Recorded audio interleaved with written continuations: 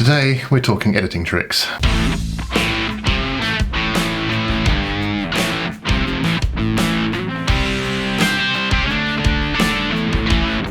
everyone, Dan here, and today I'm going to do something a little bit different because we're in my studio. I'm going to share with you some of the little tricks and stuff I use when I'm editing these vlogs, these weekly vlogs, and just sort of my process and how I go about streamlining the pipeline and making it a little less chaotic than it probably could be if I wasn't doing those things. So this isn't like a step-by-step guide or anything, this is just, you know, a sort of rough kind of look at how I do things, how I edit. The auditing technique might be different, there might be things I can improve, and there's things I definitely don't know about the program because I'm not a master at it. But I have a system and yours may differ, that's fine. Everyone has their own way of doing things. Some people edit like really chaotically, some people like to divide everything up. I like to color code and just try and use shortcuts where I can to, you know, streamline bits that aren't that exciting, basically. So without further ado, let's get into it, and yeah, this could be interesting. So first things first, we need to crack open Premiere, obviously. And here we see Neil's beautiful face from the last one I edited, which was episode 4 of series 2. Oh, there's my face. So the first thing I like to do is create a new bin for the project to put all the stuff I'm working on for this episode in, basically. Episode 7 in series 2. So once I've got the bin set up, I can take the stuff from the vlogs project folder and just drag and drop it into Premiere, and it'll just put everything I need in there. And then we have everything we need: the footage of Neil, the screen capture, and the high-res audio which we always put in on Neil's videos. Next thing to do, obviously, is to add a sequence, because you can't edit without sequence, because that's what you put everything in. So new sequence, we have our phase drive 4K standard, episode 7 in series 2. Bloop. Now this is where the first hotkey comes in. This is one of the things that I've always really wanted to have just be like super quick, because it's important, but at the same time it's not anything you need to spend any time on. And that is scaling the footage to your sequence size. I will confess I used to just change sequence settings every time I used to do 4K stuff, which is a very bad habit to get into. But now I have a 4K standard at phase drive, I make sure that anything that goes in that isn't 4K is scaled up, and anything that's above it is scaled down. And I have a shortcut to do that. I can just put all the stuff in I need to put in, press one button, and it's good to go. So we'll drag in the footage of Neil. Don't change sequence settings, do not do that. So on my keyboard it's the forward arrow, which is, you know, more than. Tap that, boom, scaled up, easy peasy. I can't remember what the default key binding is, or if there even is one, so go in and change it to whatever you want to have it on. I just have it down there because it's easy for me to access, and just boom, done. So that's scaled up, ready to go. I have to do the same thing with the screen capture stuff from Neil's OBS, but that we worry about when we're doing overlays, so no big deal. Second thing to do when starting off a new project, for me at least, is to scale the clip so I know how long I'm going to be working, and how much I've got to work through. I have this bound to the backslash key. It just scales everything into the sequence, so I can just kind of, you know, see what I'm working with, how long I've got to work with. So this is about 17 minutes, just about. And I can use this when I'm editing to zoom in and out of the sequence really quickly. I don't have to mess around with this annoying scale bar at the bottom here.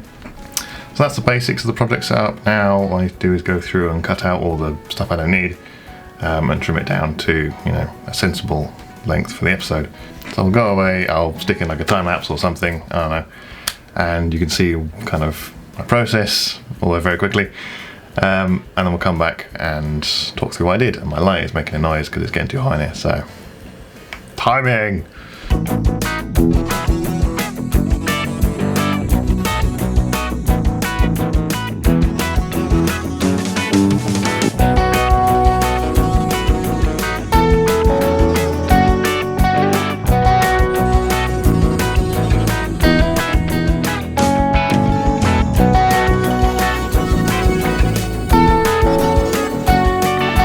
So that's about an hour's work, or about an hour of just like fiddling around and chopping out all the stuff I don't need to make what is effectively the basis for the episode.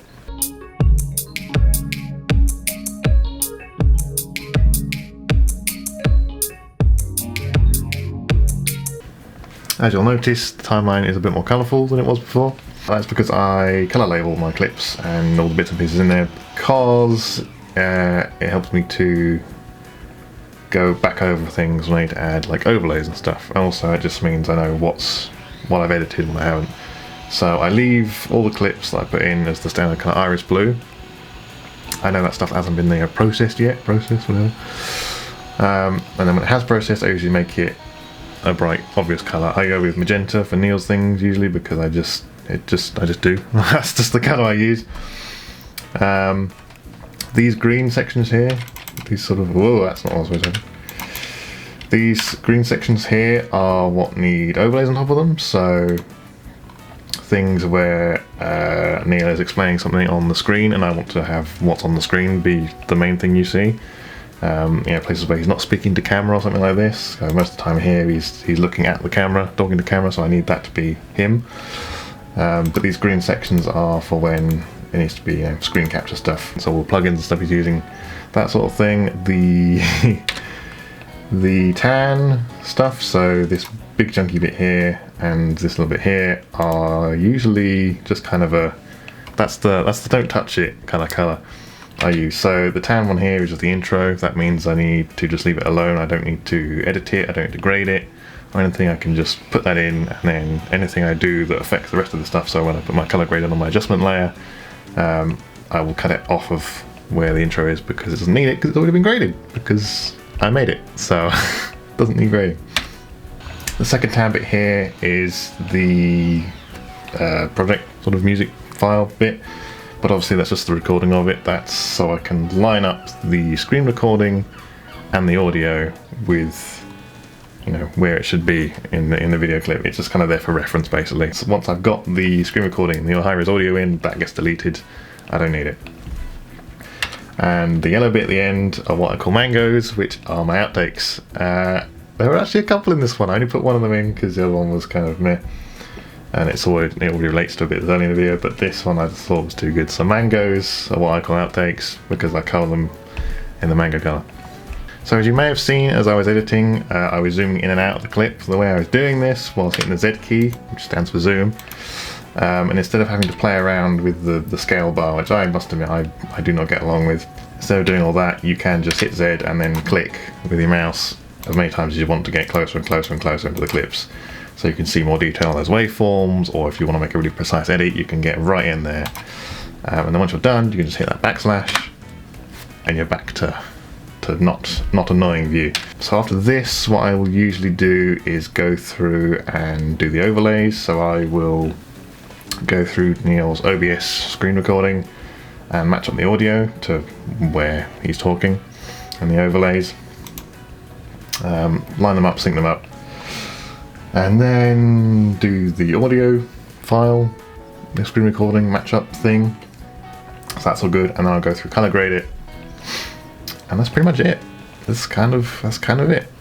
It's not the most elaborate or fascinating editing process, but it's effective and it works, and I'm able to do an episode in a day and a half pretty easily. Especially having the color grade, or not the color grade, the color labeling. I can actually go away and leave it for a bit. I can come back to it tomorrow and I'll know where I need those overlays to be. So it just kind of helps keep everything where it should be.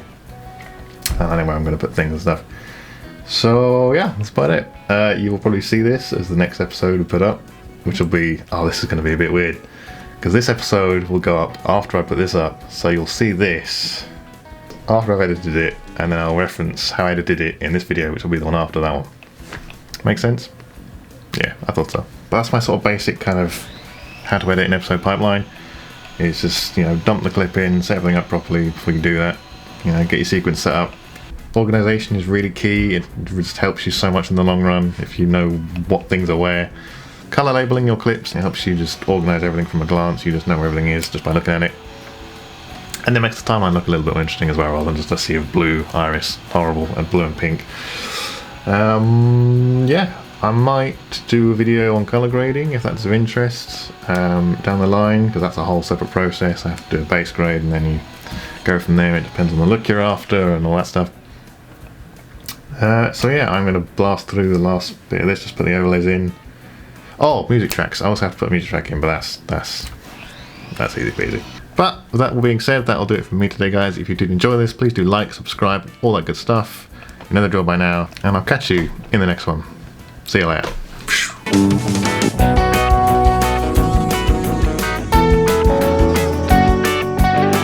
That fancy shifty phase drive logo was supposed to be there the entire time, and it wasn't. Oh. Color labeling your clips. That's hard to say. Color labeling your yeah. My keyword is the back arrow, less than. I think. Was it more than? Oh, it's more than. Okay. I was wrong. You know, labeling. I'm just rambling. What